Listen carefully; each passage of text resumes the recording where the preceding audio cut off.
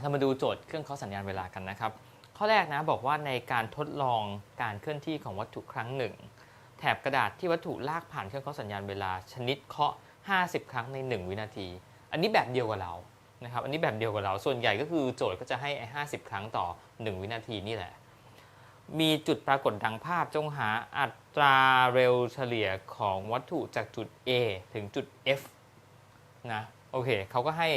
ภาพมาที่มีหลายจุดเลยนะครับตอนแรกเนี่ยก็เป็น A B นะแล้วก็ห่างขึ้นเรื่อยๆ C D E F G นะครับนี่เป็น A B C D E F G แล้วจริงๆแล้วในโจทย์เนี่ยเขาให้เหมือนไม้บรรทัดมาตรงนี้เลยเพราะฉะนั้นเราจะหาระยะห่างของจุดไหนถึงจุดไหนก็ได้นะในโจทย์นะแต่ว่าสิ่งที่เขาถามเนี่ยนะครับคือจงหาอัตราเร็วเฉลี่ยของวัตถุจากจุด A ถึงจุด F คือจุด A กับจุดนี้จุด F ก็จุดนี้หาอัตราเร็วเฉลี่ยเราไม่ต้องดูทุกอันก็ได้ถูกไหมครับอัตราเร็วเฉลี่ยนะ v ที่ไม่ใช่เป็นเวกเตอร์เป็นสเกลาร์นะเท่ากับอะไร s หารด้วย t นี่อัตราเร็วเฉลี่ย s ก็คืออะไรระยะทาง t คือเวลานะครับอัตราเร็วเฉลี่ยคือ v เท่ากับ s หาร t จากจุด A ถึงจุด F เราก็หาระยะทางจากจุด A ถึงจุด F หารด้วยเวลาแค่นั้นก็พอแล้วนะครับตรงนี้จุด A เนี่ยมันชี้ที่ถ้าพี่อ่านตรงนี้เนี่ยนะครับน่าจะ2เซนติเมตรตรงนี้2เซนติเมตรชี้ที่2เซนติเมตรแล้วจุด F เนี่ยนะครับน้องๆดูเองแล้วกันนะครับจุด F เนี่ยชี้ที่ 12.5 เซนติเมตร 12.5 เซนติเมตรเพราะฉะนั้นระยะทางจากจุด A ถึงจุด F เนี่ยมันก็คืออะไรเอาหลังลบหน้าใช่ไหมครับก็คือ 12.5 ลบด้วย2เซนติเมตรหารด้วยเวลาคืออะไรอะเวลาหาจากไหนไม่เห็นให้เวลามาเลยนี่ไงเขาบอกมาว่าเครื่องเคาะสัญญาณเวลาชนิดเคาะ50 ครั้งใน1วินาทีอันนี้มันเคาะกี่ครั้งอะ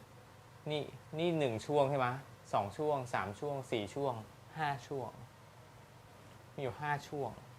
เพราะฉะนั้นถ้าเกิด1ช่วงเนี่ยเคาะ50 ครั้งต่อ1วินาทีเนี่ย1ช่วงเนี่ยมันคือ1หารด้วย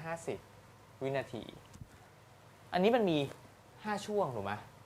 นะครับ5ช่วงคือห่างออกไป1 2 3 4 5จุดมันก็คือใช้เวลา5หารด้วย50วินาทีก็คือ5ใช่ป่ะ1ส่วนด้วย50 5คูณด้วย1ส่วน50ป่ะหรือ5หารด้วย50นะครับข้างบนก็กลายมาเป็น 10.5 ใช่ไหมหารข้างล่างเป็น5 50คูณขึ้นไปข้างบนนะครับหน่วยเป็นเซนติเมตรต่อวินาทีนี่จริงๆหน่วยเป็นวินาทีใช่ไหมก็เลยกลายเป็นเซนติเมตรต่อวินาทีหน่วยก็มาหารกันได้นะครับแล้วก็5ได้10ก็เท่ากับ105เซนติเมตรต่อวินาทีหรือถ้าแปลงเป็นไม่ต้องแปลงนะครับช้อยส์ให้มาเลยว่าเป็นเซนติเมตรต่อวินาที105เซนติเมตรต่อวินาทีก็ตอบข้อคอควายตอบข้อคอควาย105เซนติเมตรต่อวินาทีนะครับ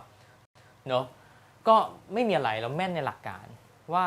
อัตราเร็วเนี่ยนะครับคือระยะทางหารด้วยเวลา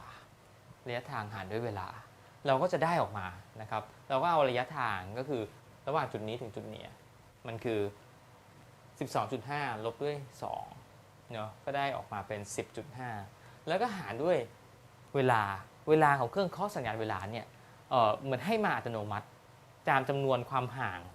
ของจุดใช่ไหมครับให้มาอัตโนมัติเลยอันนี้มันห่างกัน5ช่วง1 2 3 4 5ห่างกัน5ช่วงมันก็เลยต้องเป็น5คูณกัน1ส่วน50วินาทีก็ได้อัตราเร็วนะครับเฉลี่ยออกมาสำหรับวันนี้นะข้อนี้ก็ง่ายที่สุดแล้วมั้งสำหรับโจทย์เครื่องเคาะสัญญาณเวลาเดี๋ยวเราไปดูข้อต่อไปกันครับ